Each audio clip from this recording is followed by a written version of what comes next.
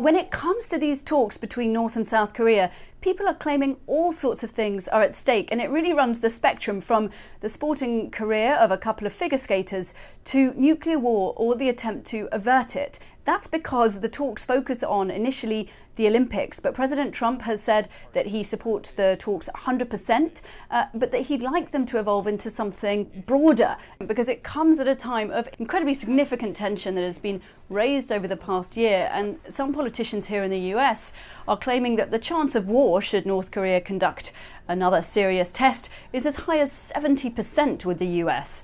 Others I speak to put it much more conservatively at around 3%, but it's certainly an extremely dangerous and nerve-wracking time for many involved.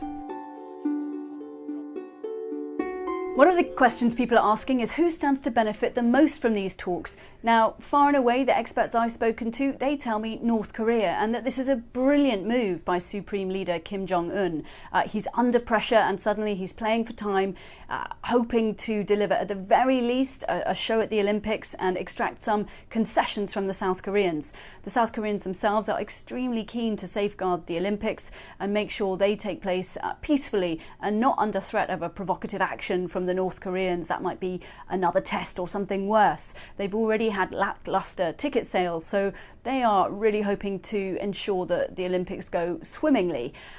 That said, the North Koreans may seek to extract a little bit more, perhaps on a line towards something like sanctions relief, or even to drive a wedge between the South Koreans and the US. Now, officials in both South Korea and the US are very alive to this risk, but it doesn't mean that a wedge won't nonetheless emerge.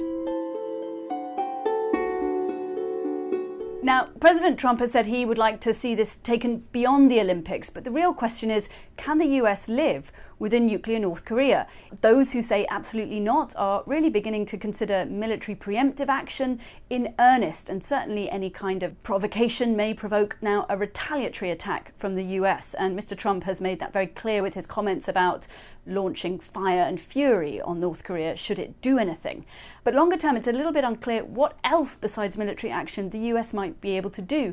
Can it talk its way into disarming North Korea? It seems so far it is not satisfied with what's called the freeze for freeze idea, which is would see North Korea stop testing and the US stop its large-scale joint military exercises.